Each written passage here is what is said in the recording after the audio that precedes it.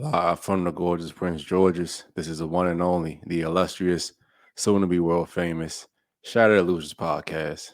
Well, let's take him to the breaking. Family, I'm gonna check in on y'all. No announcements today. I'm gonna get right into this. Oliver Fortune, how you doing, bro? I got a couple. So follow us on Rumble, also Free Top G, and I'm excited for this one. Anytime we get a chance to talk about big boy business, that's what I like to talk about. So real estate, yeah. So I'm ready for this one. Will, the man behind the camera, how you doing, bro? I'm doing awesome. Guys, I was a little bit sick this week, so Oliver, you gotta try to follow. But we still made it on because we get the fucking job done. Can I get a Don DeMarco? Can I get some shit? Come on, let me get it. There you go. Let me get something on there. Nobody cares because we get the fucking job done anyway. Nobody cares how you feel. I got you, man. I got you. But we feel good tonight. I'm better tonight. I'm excited for this episode.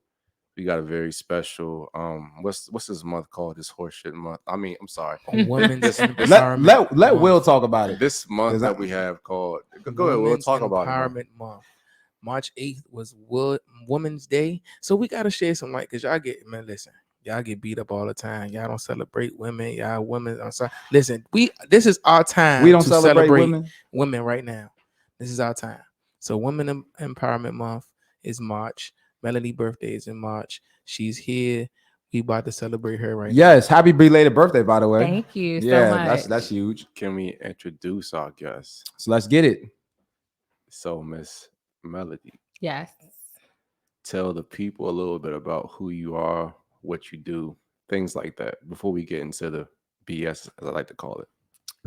Alrighty, guys. So my name is Melody Riggins Official on Instagram. I am a top producing real estate agent in DC, Maryland, and Virginia. Talk your shit. I am a mother. I am a friend, a sister, a woman of Christ, and I'm so happy to be here with you guys. What happened to TV reality star? Talk your shit, She queen. didn't want to put that on there. Shit, queen. Put it on there. This ain't the time to be bashful. I may have been on TV, once or twice. Talk about your 15 seconds of fame. Tell the people, 2 man. episodes. And of you know fame. what? People are in my DMs, my emails. Like, was that you?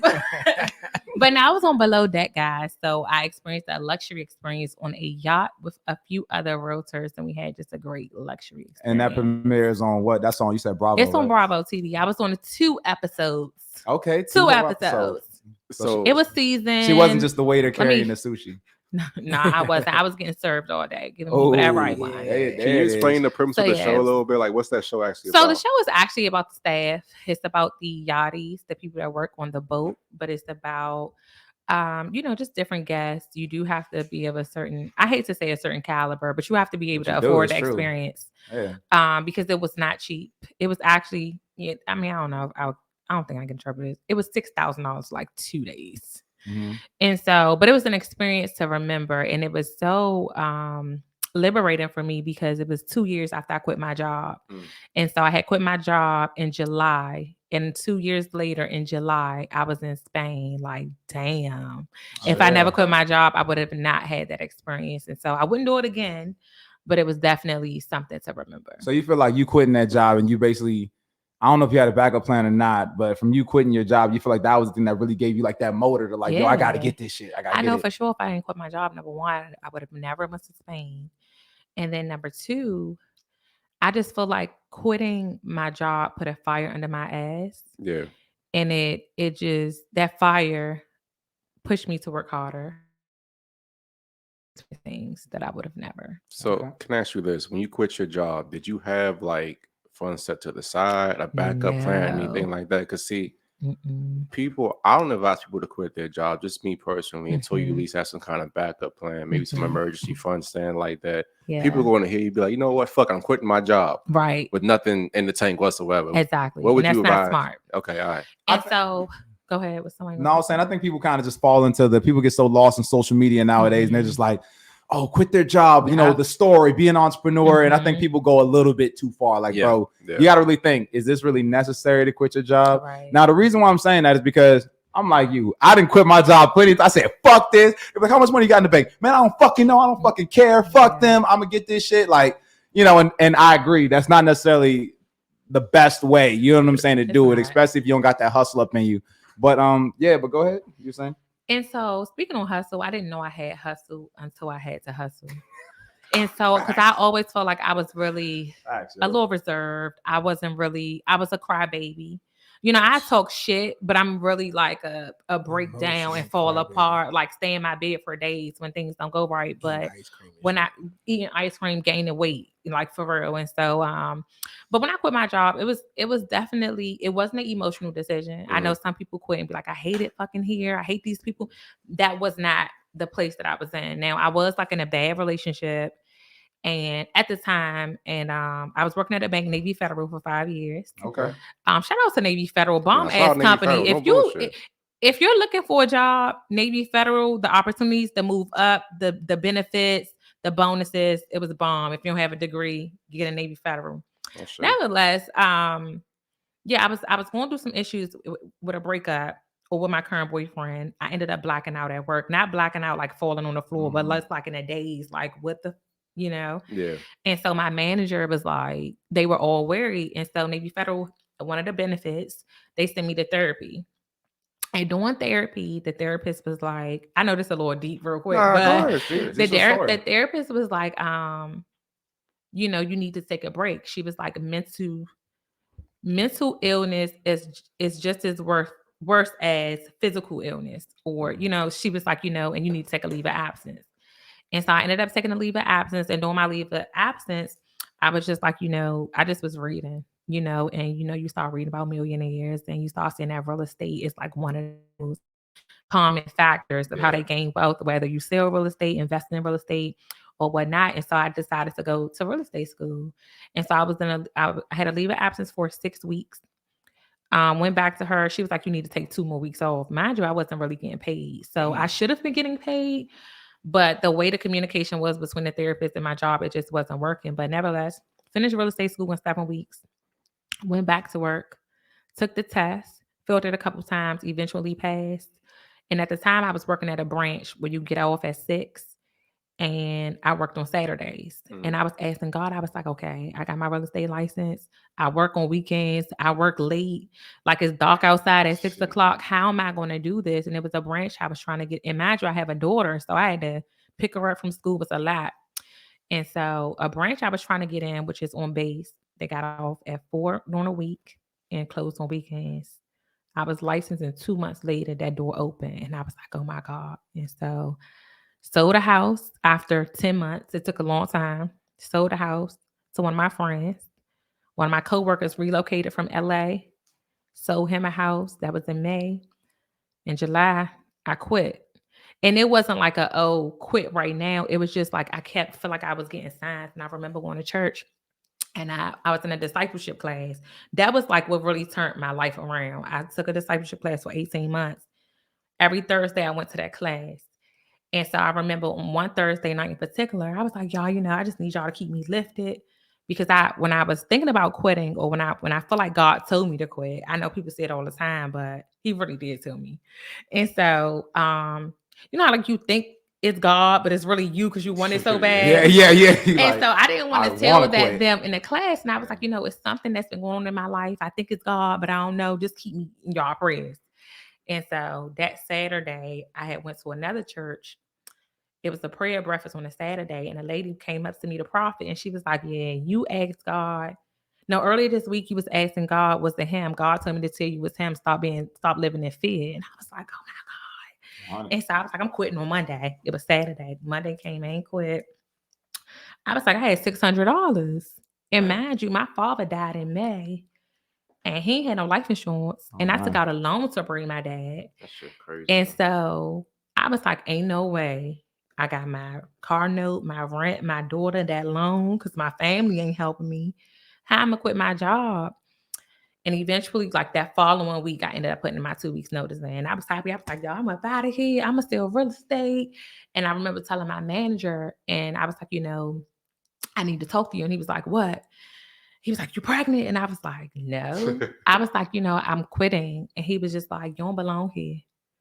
And it was that was liberating for me too, because I didn't expect that. Yeah, I remember my last day, I called my mother. I was like, oh my God, I was crying. I was like, I don't have no money. I don't really have no real plans. How I'm going to do this? And she was like, give your 2 weeks notice back. And I was like, I feel like I'm being disobedient to God if I give it back. And when I say that was in July, in October, I closed my first transaction. And then after that, I never stopped closing deals. And then I had made 6 figures in 5 months. And then it just was like, it went crazy. And it was like one of those things I like put my head down and I just was like in the office and I was like sending flyers out and I had joined this team and it was very humbling because I had to do a lot to elevate, but it was way better than that job. Yeah, it was one of those things where it's like you kind of had to like take 2 steps forward to get 4 steps back. To get 4 steps.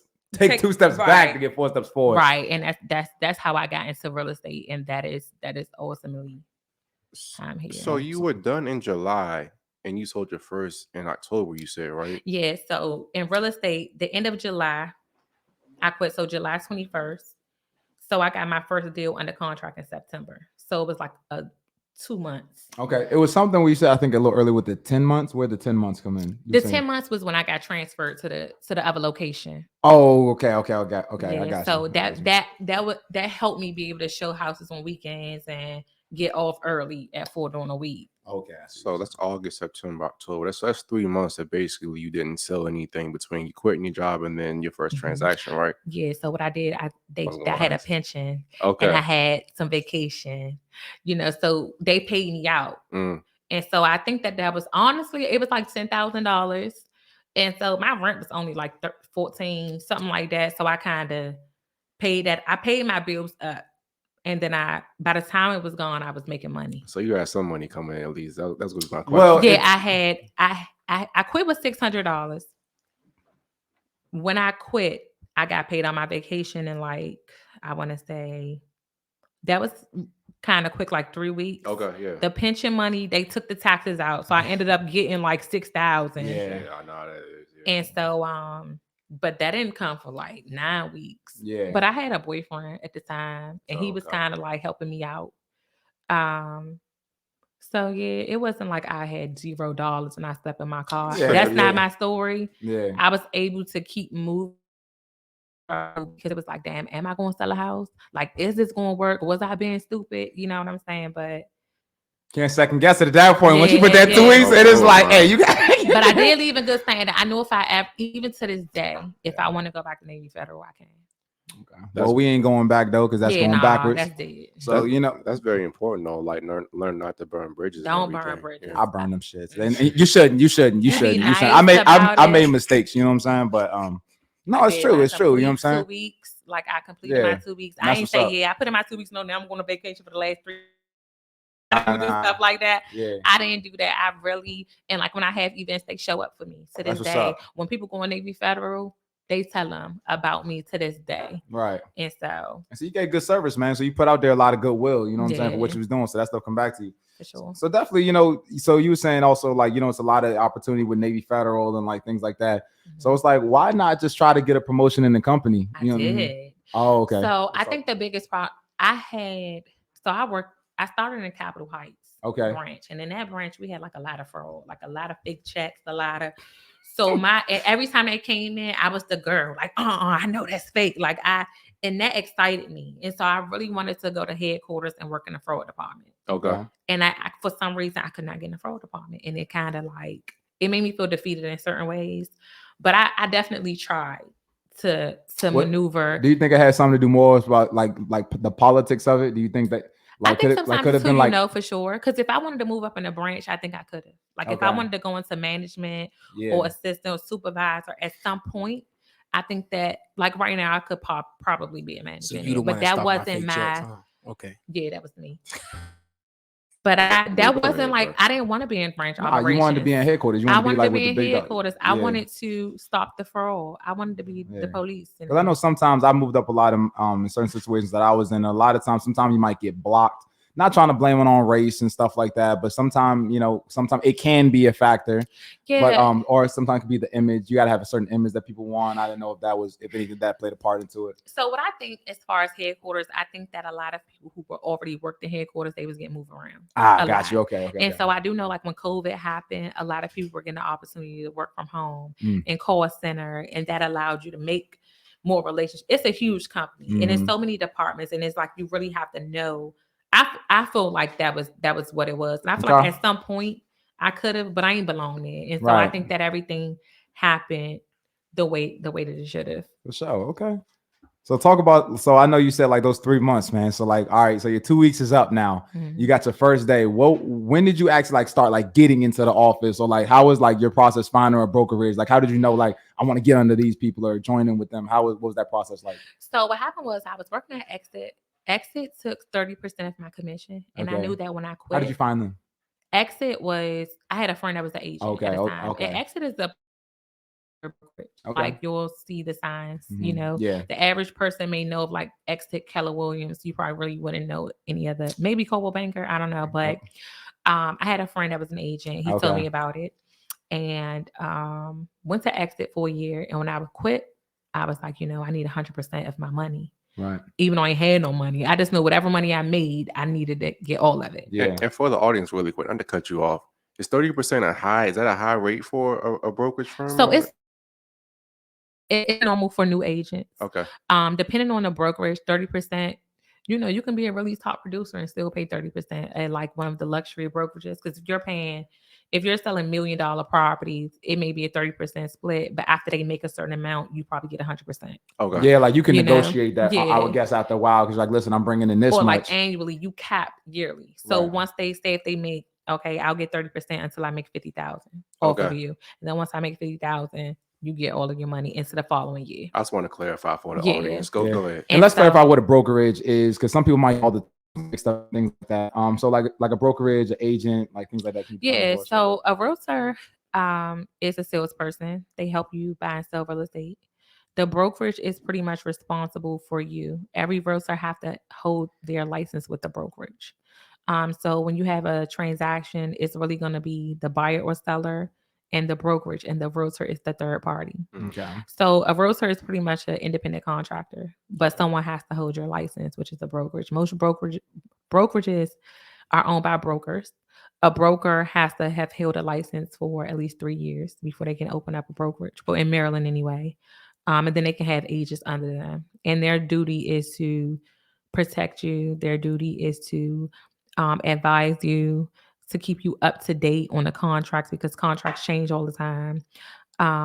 If a lawsuit, you know, they're pretty much the ones that's supposed to have your back. That's awesome. Yeah. Okay. And so, but they charge you in different ways. So some take 30% of your commission, some take 20, 15, so on. Some may charge you a monthly fee. I also charge me $100 monthly fee, but I get 100% of everything I do. And so I was going back and forth about it, because when you get 100%, they don't really have trainings for you no more. They don't really offer a whole lot. It's up to you to kind of seek that. And you gotta be the main producer. Yeah. So, but at Exit, they have those trainings, because you're paying for that also. And it goes to the 100% brokerage. And I met a girl. She was licensed for about 2 years, so she was in a place of wanting help. Like, hey, my business is growing, and I need somebody to help me show houses, pretty much. And so I quit really the 19th, because that was a Friday. My first 4 days as a full-time entrepreneur was July 21st, which was a Monday. I think me and her met on like the 24th, which was 3 days later, and I connected with her. And she pretty much kind of took me under her wing.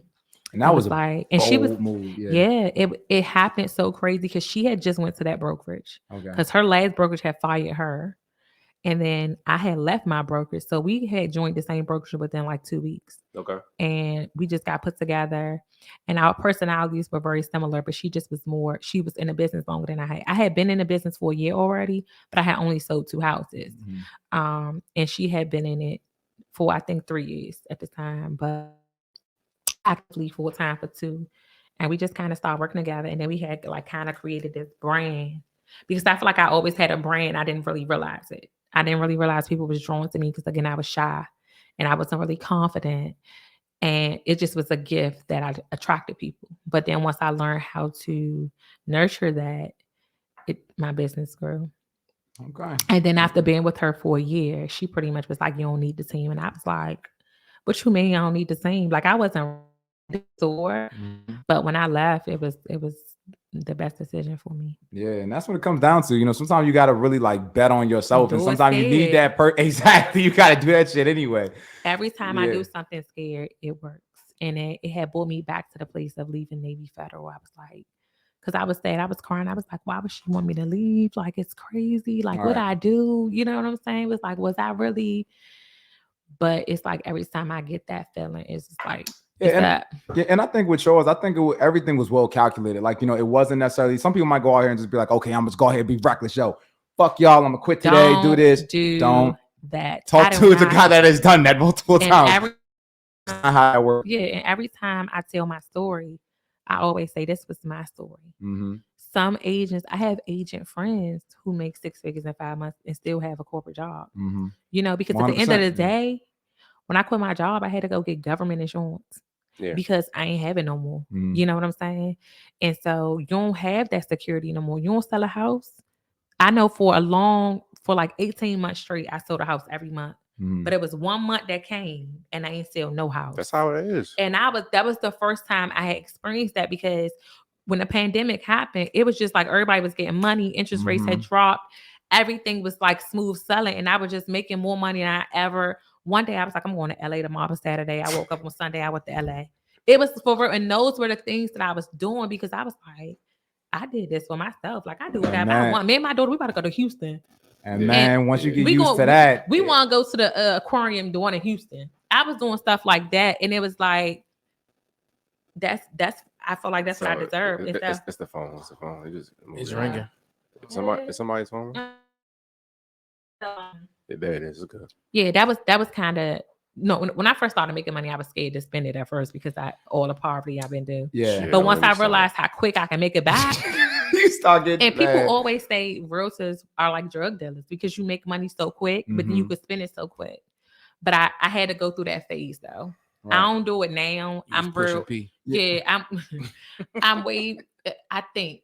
You know what I'm saying? Before I did it, but it was something I've never experienced, and I had to go through that. Yeah, and it's almost kind of like the gold rush. You know what I'm saying? It's kind of like, dang, yo, I'm getting up all this gold when it's hot. But then, you know, when stuff kind of dries up, it's crazy. And I think that goes to a lot of people don't understand that too. Like, especially when it comes to business, whatever's happening now, just because it's good, that don't mean it can't go bad overnight. You have to really prepare for that. I was going to say that too. Why do you think so many athletes and things go broke? Because you can pay $100,000 every 2 weeks or every other day. You might, man, that shit ain't never going to end. Yeah. But then you get smacked in face reality. You're like, live this life forever. Because now you got the $100,000 lifestyle that you got to pay for every day. Mm-hmm. And when those bills stay the same with your income. Like, well, they usually go up. Well, no, facts. That's facts, bro. Because, bro, I'm telling you, just like how you were saying, like when you wake up the next day and you like, you know what? I just feel like going to LA. Once you get that certain type of lifestyle, it's hard to go back. It's like, I gotta wait 2 weeks. Like, what you talking about? I remember when I started Navy Federal, I had a Nissan Sentra, a 2015. I was so happy. And I was like, okay. I had met a boyfriend at the time. He was like, oh, you too bad to be driving a Nissan Sentra, this low ass car. And so I was like, I like my car, you know? And so he was the first person that was like, you don't know who you are. Like, he made me, I'm not gonna say he made me materialistic, but he kind of made me feel like I deserved better or I needed to be living a certain way. And so we went and I went and got a Lexus. It was an older Lexus, but it was cute to me. It was a 2011 at the time. It was like 2015. It's an upgrade from a Sentra. Yeah.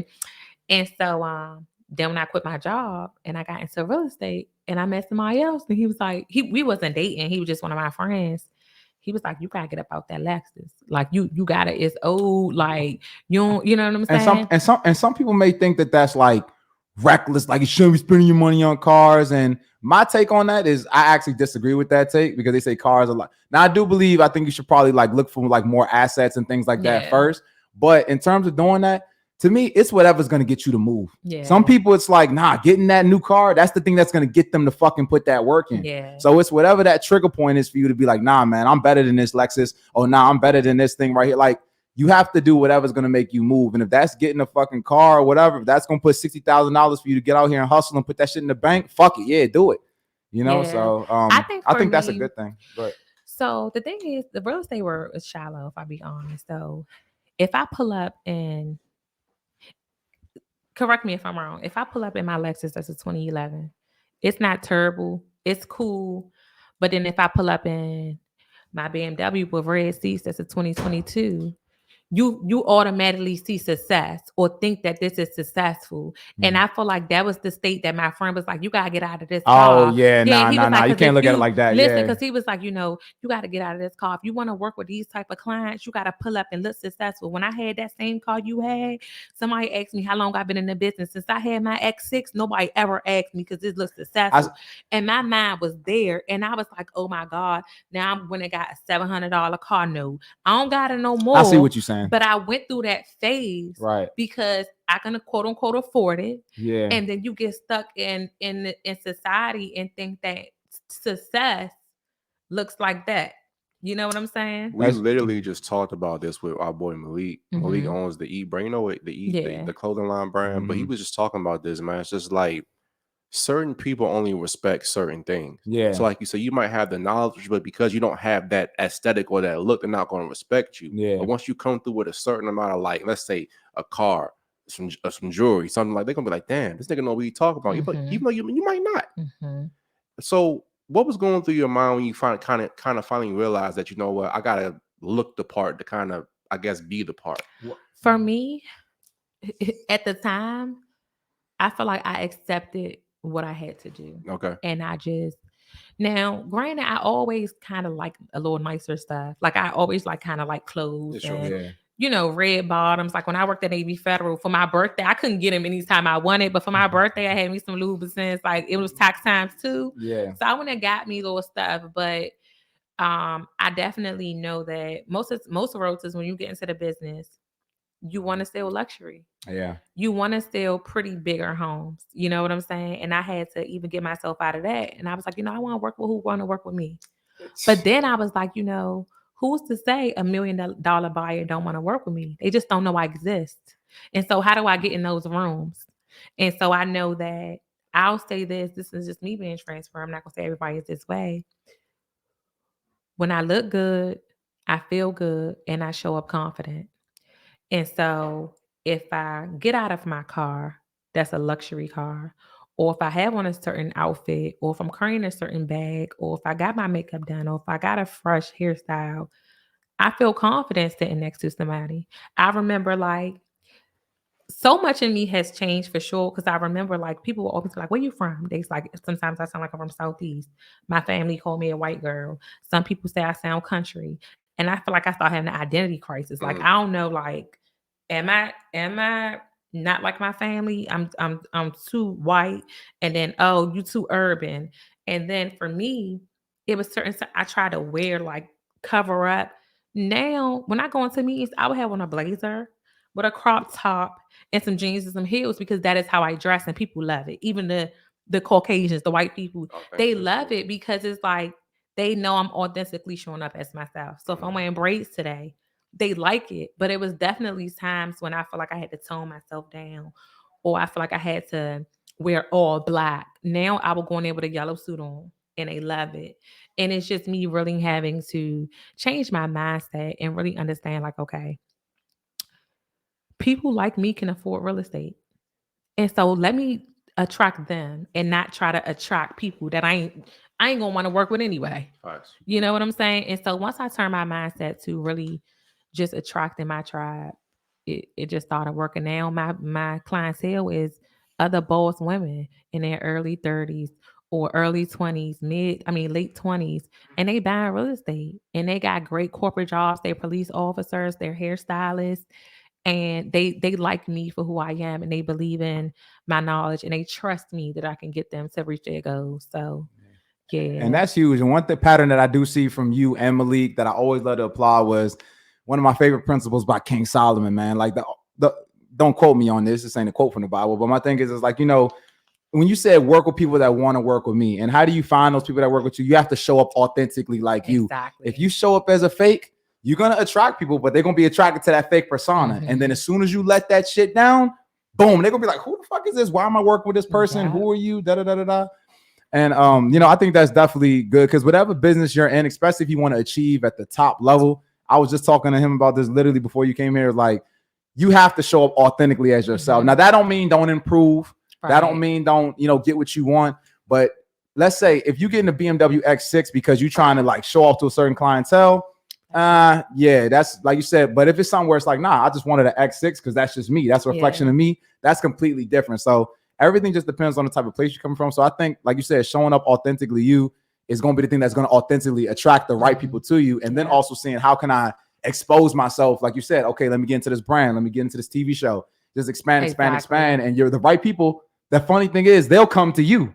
That's the funny part. So man, hats off to you on that. Thank you. That's a big, I think, barrier a lot of people in life, but in business definitely they be have to missing conquer. it. And even when you aspire to do certain things, even like a podcast or a real estate agent, you know, you probably have watched more podcasts ever when you really decided that you was going to go into this. And when I got into real estate, I started watching so many realtors. And it's so easy to almost be what you saw. And forget to be who you are. You know what I'm saying? It's little things that you take from certain people. Like, hey, I like that they did like topic or a random question at the end or whatever. But it's like, how can you make it authentically you? Again, like you said, and even when I went on that TV show, you know, I was a little embarrassed because when we walked on there, the first thing I said was like, y'all got some martinis? And I was like, why would I say that? They put that shit on TV. And they put it on TV, but people loved it. They was like, girl, you was funny and shit. And I was like, that's really how I be. You know what I'm saying? That, and I was like, why was I ashamed? Because I wanted a cocktail. Because if I was right here and if y'all had one, I would be like,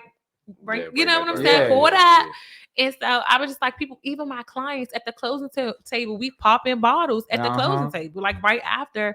And they love that. You know what I'm saying? And so even my clients, they like, where the bottles at? They probably hitting you with your phrase. Y'all got some martinis? Listen, because they be ready to celebrate. And so, you know, the clients that don't want to celebrate, they ain't my clients. My clients, we celebrate. We have a good time. We talk about God. You know what I'm saying? We have cocktails. We have just like a great time, great experience. And even this, like, because for real, I went to school for therapy. I really thought I would be a therapist. And so I'm like, in real estate, it turns into therapy. It does. Because like how I always speak of, you know, my main goal is to be, you know, different than my family. I don't want to be another statistic. Most of my clients are the same way. Most of them, not all of them, but 85% are first generational home buyers. Nobody else has ever owned a home. You know what I'm saying? And that is why I attract because I'm transparent on my social media. And so when things happen, like, damn, I'm under contract, y'all. And now I'm on it, not crying for real, but one day I'm like a post like, damn, I lost the house. God, how you helping me? How you put me in positions to help all of them? But my house got taken away from me. And I was quiet about it at first because it's embarrassing. But I said, God told me, go share it. But the more I share, the more when I finally did close on my house, you got my clients on my lives crying with me like, girl, you bringing tears to my eyes. Because now they think they know me. Because they and now they're a client and they refer, even if they're not a client, they refer people to me. They never met me in real life. And one thing and like people, we always talk a lot about haters and stuff like that, you know, especially with the controversial stuff that we talk about, but there's a lot of people that want to see you win too. And that's what I tell people when I had to look at social media a lot differently. It wasn't just about posting on there and things like that. But like in the past couple of years, when I really looked into like branding and marketing and things like that, it's really just about, like you said, you don't want to hide, like, you don't want to just show all the good. You know what I'm saying? Because people are going to assume, oh, she can't understand. She can't relate. She don't know what it's like. But when you show those struggles, especially for someone that like you, that's been on TV, that's been in certain areas, that's had success in the game, you actually let go, like, dang, she went through this just like me. A real person, honey. Yeah, like, you know, she actually went through this struggle. Dang, she actually had to take that leap of faith. It's people that's going through that position. Each and every part of your life, there's somebody going through that right now. So as much as you can share, that's the more you'll attract. That's what's up. I think having you all here has just been a blessing too, because we call this podcast Shattered Illusionz because we think that so much out here right now is just bullshit, especially social media. Everybody perfect, everybody happy. I'm like, man, come on, that's not real life, bro. It's all an illusion. They be breaking down, and we always talk about that shit. God, first of all, God started with me in a bank, and I always, like I just said, I really wanted to be a therapist. I wanted to talk to people about traumas, and when I got into the bank, I felt like, because social media was out already. And I used to see people taking their kids on vacation and having a ball and doing all this stuff. And I was like, again, I go to church all the time. I'm in here. I go to work every day. Why am I only making enough to pay my bills? And I saw so many bad bitches accounts. I can't talk about it. Please get into that. But it was like everybody, they had fraud, red alerts, overdraft protection alerts. It was all of these they can't even use a card. They got to come in to cash a check because they got these alerts on their accounts. And so I don't want to be like a bad person. Like I needed to see that to make me feel better because I didn't like seeing them in that position, but it just made me realize people show you what they want you to see. Thank you. We all going through shit. And hold on. Yeah. I was using overprotection at the time too, I but I just feel like I was the only one. Like, how are they? I don't know what the hell else they was on. Fraud, overdraft cards, closed credit cards, all that stuff. But that is, God needed me to see that. But we're gonna do a show on that too. I talked about to the guys about this. It's gonna be called The Death of Female Friendships. We're gonna do Miami trips and birthday dinners. But what happens a lot of time, you guys don't know, man. When girls, I'm picking on ladies right now. I'm sorry. Oh, wait, do your so thing. when girls go to Miami a lot of the time, they'll be posting all the pictures they got down there with their friends, turning up and having fun. But they won't show you though a lot of the time they're going down there either with a sugar daddy, B, going down hoping that the pre-privilege is going to get them some kind of like drinks, free food, stuff like that. Or 3, they're sleeping in a hotel with 4 or 5 other women at a Motel 6 or some shit like that. Whole different conversation. I mean, there's more to the story, and we can have a separate episode in terms of what we talk about, like the life of an average 10, because I got a lot to say on that. But then I'm telling you, shit I done seen. But so what's next for you? So I mean, like you say, so you've been in the game now. You said it was 2 years this past July. So no, it'll be 5 years in May. Oh shoot, 5 so when years. I Okay, quit cool. my job, I quit after my 2nd year of being licensed. Okay. So it'll be 4 years of being licensed in July. Okay. A full-time license. Hey, congrats. Let's get you applause. Yeah. That's good shit. Okay. And you know they say a lot of if you don't make it in 5 years, you leave or that. So to get to my 5th year, I'm gonna be excited. That's gonna be a big milestone. Yeah, it's a huge milestone because real estate is not easy, and I definitely know since the a lot of the shows on Netflix like Selling Tampa, Buying Beverly Hills, Selling Sunset, is that one of them? Yeah, Selling Sunset is one. Tampa, it's the spinoff, the black people. Selling Sunset is the white people. Then Tampa is the black, and then you have Selling Beverly Hills or Buying Beverly Hills, and they make it look like you just selling $1 million properties all day long. Like, oh my God, offer. And it's like, it's not. You're crying at night. Deals are falling apart. You counting $15,000. The next day it's gone. People ain't got their closing money. You counting your money before getting and that's when you learn the real estate. You don't make no money until the deal closes. Until you see the day they shaking their keys, you don't even get paid that day. It's like a couple days after. But you showing houses and they like, oh Melanie, you on all the nice houses. I ain't making no money from being in there. I'm doing content. I'm trying to get you to buy this house. You know what I'm saying? Or call me to buy another house. So it is one of those things. And like y'all said, like the more money you make, the bigger your bills get.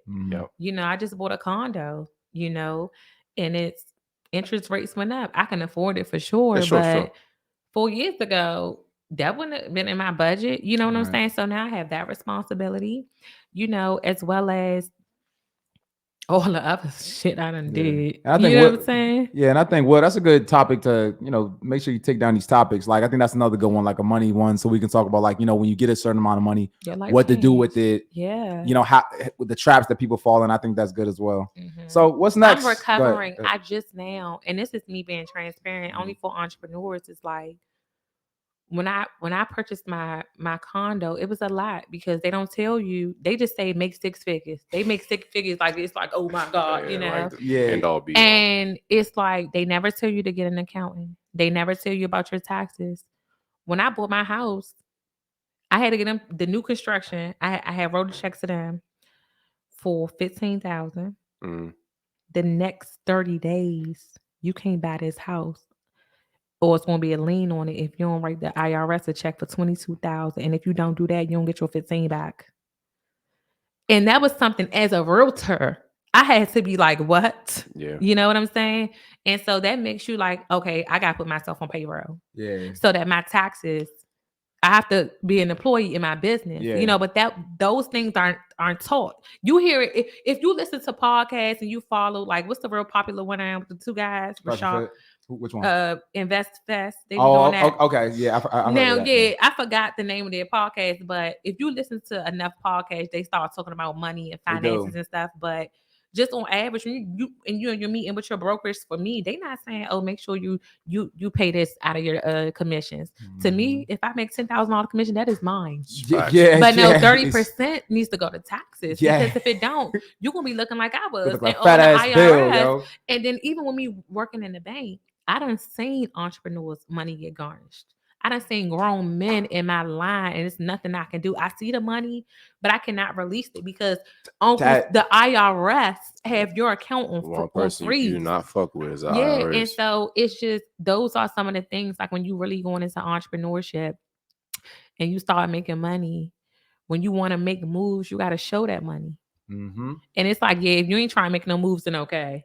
But when you trying to get business loans and you trying to really, when you making money, you're showing people that you can make this money. So now I'm worthy of being able to, borrow your money. Right. You know what I'm saying? But if you're not showing it, if you getting paid in cash apps, if you getting paid on Apple, like how are you showing your income? And so that's very important to really get a tax advisor or an accountant to help you run your payroll and make yourself. See, that's stuff I like talking about, man. We got to have a deeper show on that because I could talk about that all day. Yeah, that was my biggest lesson of this entrepreneur life. Okay. So what are the three? So what's the three biggest things you can for somebody to want to buy a house? What are the three biggest things that they need to come like prepared with? So number one, I would say know your credit score. I know a lot of, especially in Maryland. I do most of my business in Prince George's County. I am licensed in DC, Maryland, Virginia, but most of my clients are Maryland. And so you need at least a 640 credit score if you want to get down payment assistance in Maryland for most programs, I'll say. I will say save your money. And I won't say, you need X amount of dollars to save. Save what you can, because I don't know your finances. So that just means that, if you got to eliminate going to the bar or happy hour. I know at one time anytime I went out, when I said I wasn't going to go out, I would match my savings account, the amount that I spent. That just kind of helped me be more disciplined. So know your credit, save your money, know that you have the option to use your 401k. That is considered savings when you're purchasing a property. And I would also say just, make sure you're mentally ready. I think that, a lot of people, when you're making moves, you want to talk to other people about it. It ain't about nobody. It's you. And that brings me back to like when I was quitting my job. When I quit my job, I didn't tell nobody until my last day except my mother. That's the only person I told. I ain't say, what you think I should do? Don't ask nobody. Everybody experience is different. Me buying a house 3 months ago and somebody buying a house 3 years ago is two different markets, two different programs available. So your credit, your savings, and be mentally ready for your experience. Yeah. And then everything is just different, man. Like, you know what I mean? Just like, even just like you said, I think probably like if you don't know shit, then yeah, you probably should maybe look to others. You know what I'm saying? Like to get your feel for it. A professional, a realtor. Yeah. Reach out to a realtor. I never said that. That was terrible, but reach out to a professional. Just because somebody bought a house does not make them a professional. You bought one house, maybe two, and now you know everything. No, you don't. Yeah, nah. So yeah, but I definitely think that's important. Just look for that guidance. But then once you kind of get the rules and the principles of the game, then you got to kind of find a breakout and get ready to make it your own. So the question that I've been trying to ask, because everybody been interrupting me for the longest.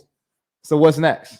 What's going on? So like I said, so it's gonna be, you said 4 years, 5 years. Yeah, it'll be 5 years in May since I held a license. 5 years in May since you held a license. 4 years full time in July. Okay. So what's going on now? So what we got planning next? Yeah, so starting a brokerage, you're gonna be on more TV.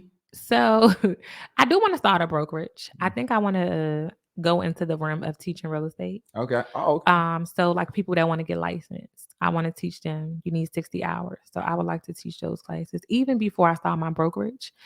I think I want to start a brokerage only because I get an influx amount of realtors like reaching out saying, hey, you inspire me. Can you help me? And so I feel like I'm getting pulled into it versus I feel like people will tell you what your calling is. They sure will. Yeah, they sure will. Or they be like, girl, start a clothing line. Oh my God, where you shop at? Like I can't fit nothing. Like especially curvy women. I get that all the time too. And so, I've been thinking about like day to night outfits from, and then I've been highly considering teaching real estate. I haven't really put it on paper yet because I don't know what that looks like, but I know that's something I want to do. But for sure, by the end of the year, I want to purchase my first investment property. I think you'd be. I want to become a landlord. Yeah, I really feel like I'm a teacher at heart. No, not facts. I love to see people grow, like even like my mentees and stuff like that. I'd be like, yeah, you got your first deal, like let's go, you know. But yeah, like continuing education, because even when you're a realtor, every 2 years you got to take a refresher course, 15 hours, and so I would like to do that. So, what do you think of some soft skills people need to be to, I guess, be a better realtor? Some good soft skills. I feel like communication is very, very important. What else? I know like for a lot of new agents, I always say the people who's been in the business is always going to use that over your head. I've been doing this for 20 years. Know your contracts, read. I say the more you read, that the more knowledgeable you are. Of course, that goes without saying, but It's like, know your contracts. If you don't know nothing else, people going to try to tell you anything. And that's one thing I always say, you can't tell me anything. You can't. And that's like one of my favorite sayings. You can't tell me anything. For sure. And let's talk about the people that say, oh, I've been doing this for 20 years. Yeah, but you've been living the same 20 years at year one for 20 years over. You know what I'm saying? Like stuff updates all day long. And so like some people, they be like, I've been doing this for 20 years. I be like, so you know better. You know that when that person moved out, they're not supposed to left that table in their house. Because I had somebody, like one of my mentees was working with me. And, you know, when you move out, technically, if an item is not in a contract, it's supposed to be moved out at the final walkthrough. And his client ended up living in another state or relocated. And it was a few items left, like a carpet. Like it wasn't a whole bunch, but it was stuff to where the buyer shouldn't have. Yeah, the buyer was pissed. And granted, my mentee should have made sure it was out before my client signed the paper. But whatever. He was like, I'm not going to get that shit. It's COVID and da-da-da-da. And he said, I've been doing this for 20 years. Da-da-da-da. And that's when I used that. I said, well, in 20 years, you know, per the contract, the property should be clean and free of debris in all sellers' items before closing. He went and got it. He sent the contract to get it out. So I wouldn't have known that if I didn't read the contract. You know, even though it's something so small, you really don't know your rights if you don't read. Pay attention to details, man. That's why we got to read. That's how they keep things from us black people. You know what I'm saying? We don't like reading shit. I do. Speak for yourself. I was about to say, I ain't speaking for me. We like to read, but you know, the average Black American ain't reading. Average American ain't reading. Speaking of reading, what are some good books you can recommend? The one thing is a really good book. Yeah. So I feel like for me, I'm one of those people that like to do a lot of different things. I'm very not super creative with my hands, but you could tell me something you want to do and I could give you a whole business idea and be like, oh, you could do this. And I feel like I do it with myself. But in order to be great at one thing, you got to focus on it. And other things is going to have to get neglected. Okay. And so that was what the one thing did for me. It really allowed me to, when I was reading a book, all I could think about was real estate. Because sometimes I thought I wanted to be a model and it was so many different things, hairstylist. I had so many things in my brain, but real estate was kind of weird. So the one thing, I just most recently finished a book by, it's called Speak by, what's the girl that ride the Peloton? Y'all know she's African. Her name's Tulude. I know you're talking about. I don't know her name. Yeah, it's called Speak. And really, that one was about confidence because I still struggle with my confidence sometimes, just being transparent. Really don't know what it is. Sometimes I just feel like God put me in so many rooms. And it's always with people that have more than me. I have people that I have more than, but the people that I'm next to a lot be like, it's crazy. That's a good room to be in. It is. And so that's my word of the year too, proximity, because I feel like I just want to still be able to be me, even around not shut down. No, that's facts. Because as I said, it's something about me that they're still attracted to. You know what I'm saying? Whether it's my vocabulary or just simply my hair. You know what I'm saying? It's things that people from all walks of life could admire about someone else. And so me just being able to show up even around people who have more than me, the same way I show up with people that have less. Yeah, and it was this. Go ahead. No, go ahead, bro. Nah, and it was a book called 100 Million Followers, and it was a branding book, you know, and it was talking about basically like you are your brand. So like you just talking about earlier, the more you can authentically become yourself, the more you can authentically keep expressing that, and the deeper and deeper you can get into your authentic, that's going to be your niche right there. That's the thing that makes you different, you know? So even when you do walk into these rooms, it don't matter how much money they got or whatever, they don't got what you got, you know, type shit. So, you know, that's definitely dope.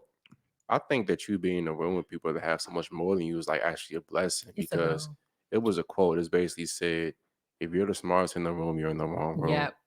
I want to be the dumbest person in the room because I mean, it's kind of like finding that balance though. You want to make sure you stay yourself, not sell your soul for it, but also make these connections and kind of be able to vibe with these people too.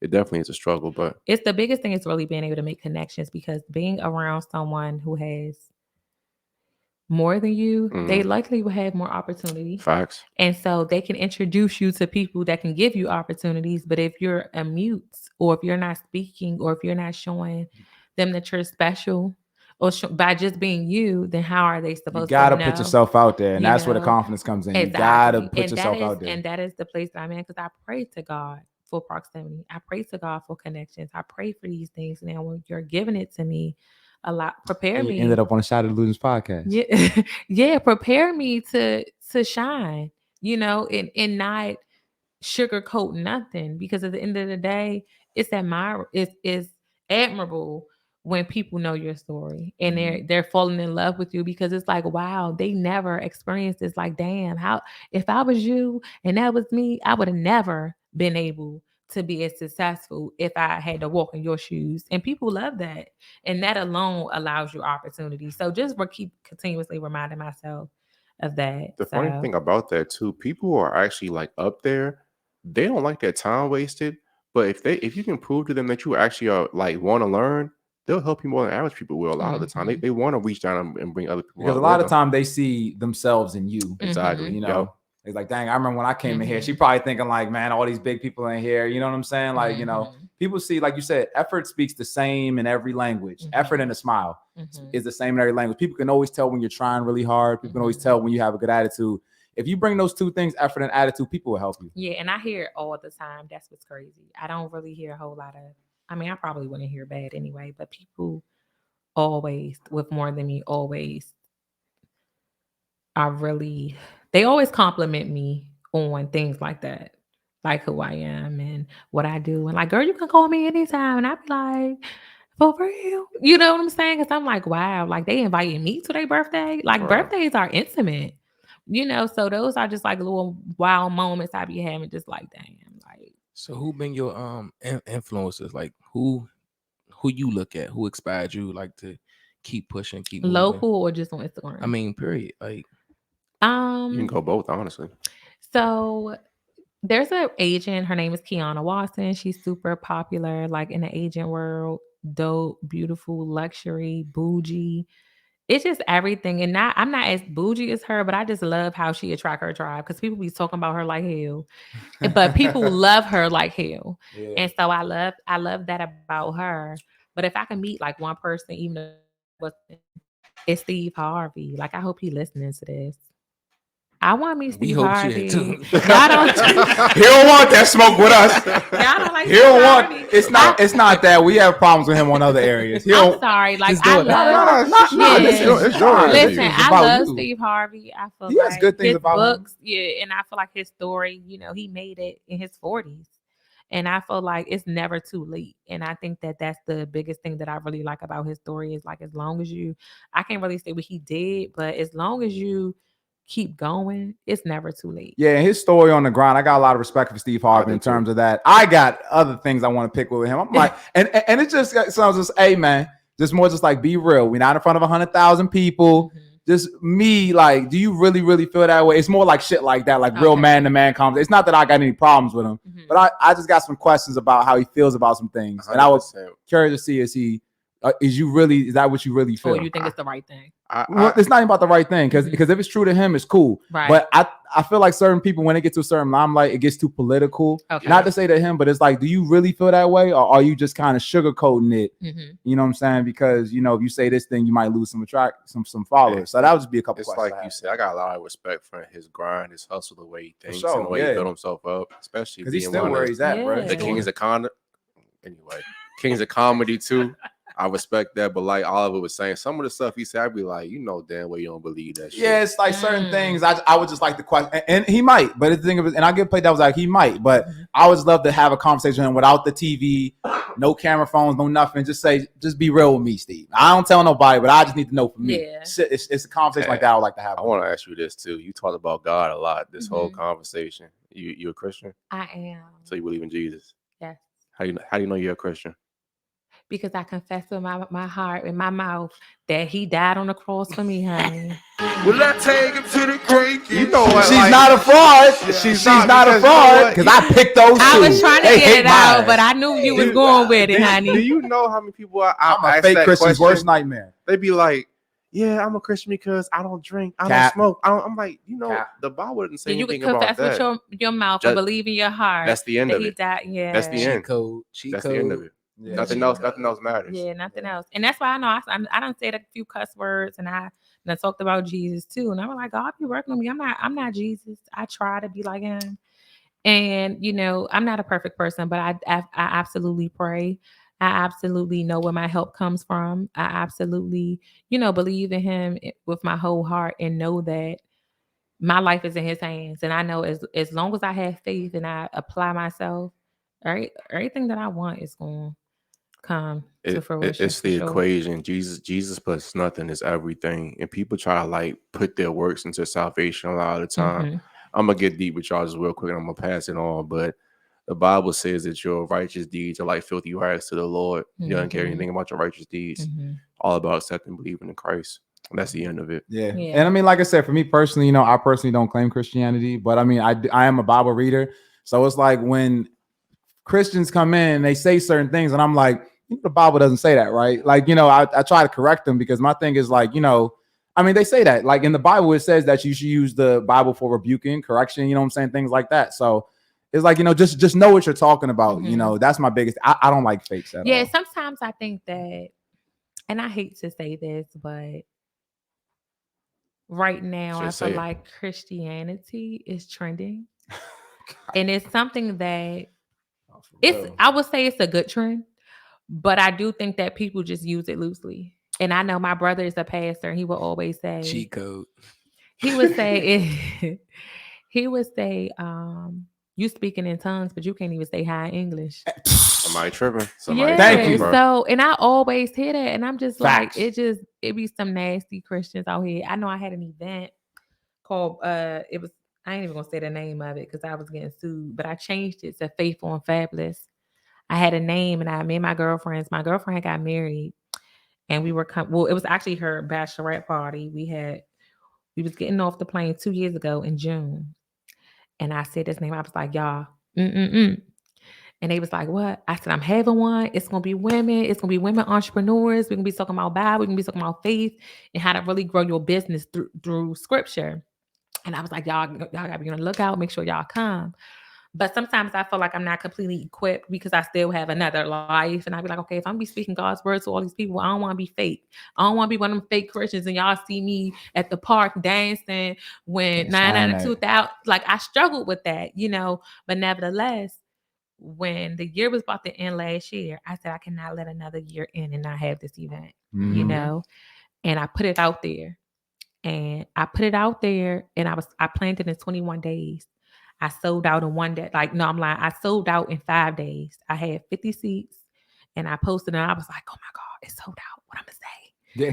But I remember getting this a DM from this lady and she was like, yeah, your flyer was sent to me a couple times and I'm trademarking this name. And I don't know if you've seen it before, but you won't get a message from my lawyer. But be well, sis. Women of Christ. See, that's wrong.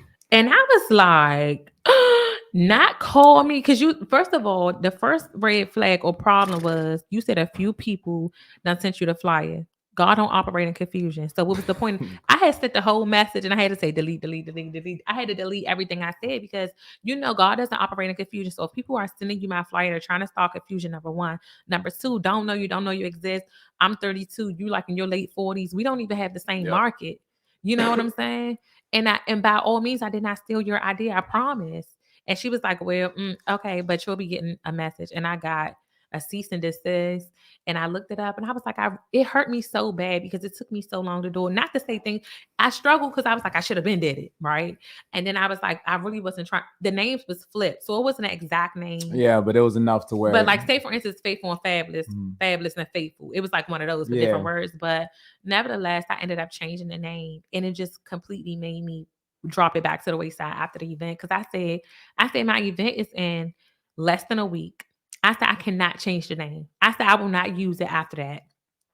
She said, sis, just change the name because it's causing confusion. People don't even know you. You know, well, my people don't. You're not saying that but it just hurt me. And I was like, Christian people be something else. Like, you really, I said, it's really not about me or you. It's really about bringing souls to Christ. And at the end of the day, it's not even about being in the park dancing and all that other stuff. You know what I'm saying? At the end of the day, he you know, based on my readings, like he judges the intentions of the heart. Yeah. So if you see that someone really didn't mean to do that, and you gonna still sue them, that's not. That'd be the shit I'd be calling out. And that was why I was just like, it just really made me.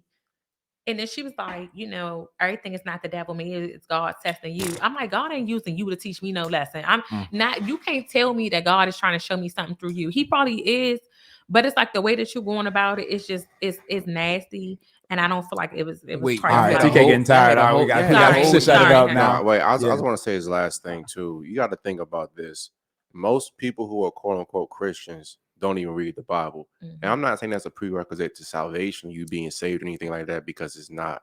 But at the same time, people like take verses out of the Bible, and then they make it their own out of context, and that's considered demonic because that's what the snake then spins it. So just look at these things. There was one parable Jesus was talking about specifically. It was basically two people that was going before God. One was like, Lord, thank you. I'm not like these other sinners out here. I read my Bible, I pray. I'm paraphrasing, of course, here. But, you know, like, just thank you. I'm not like the other ones. And then there was another guy that said, Lord, have mercy on me, a sinner. And Jesus said the one that said, Lord, have mercy on me is justified before God. Jesus didn't rebuke the people that were seeking knowledge. He rebuked the self-righteous, the Pharisees, people like that.